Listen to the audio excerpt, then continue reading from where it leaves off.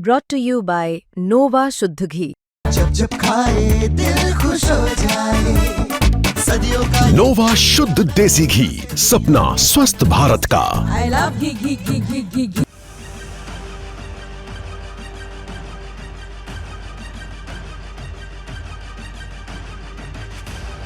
एक ऐसी खबर सामने आई जिसने रक्षा स्तर पर भारत रूस रिश्तों को नए सिरे से चर्चा में ला दिया। कुछ मीडिया रिपोर्ट्स में कहा जा रहा था कि रूस पाकिस्तान को RD-93 MA इंजन देने वाला है ताकि वो उसे JF-17 thunder block 3 fighter jets में इस्तेमाल करे, लेकिन रूस ने स्पष्ट रूप से इन बातों को खारिज कर दिया, यानी रिजेक्ट कर दिया। तो चलिए हम एक राजनीतिक रणनीतिक परिप्रेक्ष्य में देखेंगे क्या सच है क्या नहीं, और सबसे अहम क्या ये दोस्त रूस की गद्दारी है जैसा कि कुछ लोग कह रहे हैं।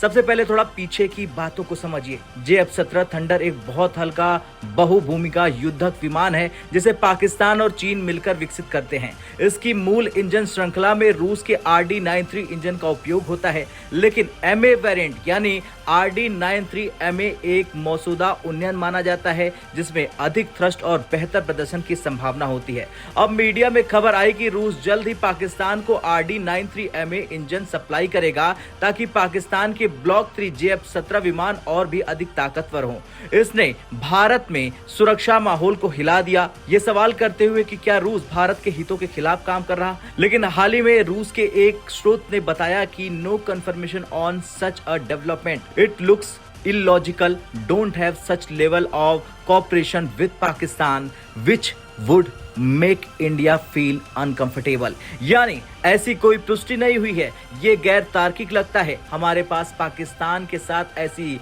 उच्च स्तर की सहयोग नहीं है जो भारत को असमंजस में डाल दे। वास्तव में देखा जाए तो रूस ने मीडिया रिपोर्ट्स को खारिज कर दिया कि वो RD-93 MA इंजन पाकिस्तान को देने वाला है। अब यहाँ दो बातें निकलती है। पहली, वो रिपोर्ट थी लेकिन अब रूस ने उसे नकार दिया है। दूसरी बात, रूस ने कहा कि ऐसी किसी उच्च स्तरीय रक्षा साझेदारी पाकिस्तान के साथ नहीं है जो भारत को असहज करे। तो फिर इस खंडन का अर्थ क्या है, चलिए समझते हैं। दरअसल रूस लंबे समय से भारत का सबसे बड़ा रक्षा आपूर्ति करता रहा है। S-400 मिसाइल प्रणाली, Su-30, अलग अलग हेलीकॉप्टर और दूसरी प्रणालियां भारत ने रूस से बड़े पैमाने पर रक्षा तकनीक और सामग्रियां ली हैं। अगर रूस पाकिस्तान को ये हाईटेक इंजन दे देता तो ये भारत और रूस की रिश्तों की नींव पर सवाल खड़े कर देता। किसी भी रक्षा साझेदारी में विश्वसनीयता यानी पारदर्शिता सबसे अहम होती है। अगर कोई रिपोर्ट आ जाए कि रूस भारत के खिलाफ काम कर रहा तो भारत को रूस पर भरोसा कम हो सकता है। इसलिए रूस ने समय रहते ही ये खंडन कर दिया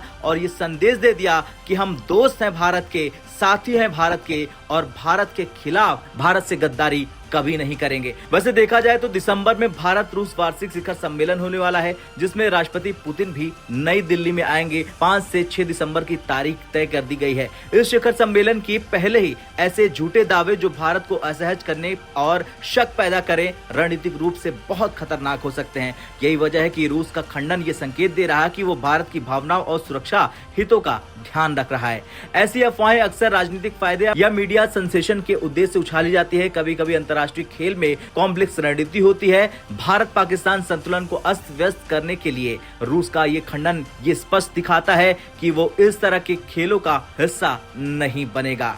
खैर, आज हमने आपको बताया कि कैसे एक बड़ी रक्षा संबंधित अफवाह उड़ी, कैसे उसने भारत रूस रिश्तों को झकझोरने की क्षमता रखी और कैसे रूस ने उसे खारिज कर दिया। इस संदेश को मजबूत किया कि वो भारत का दोस्त है, ना कि गद्दार।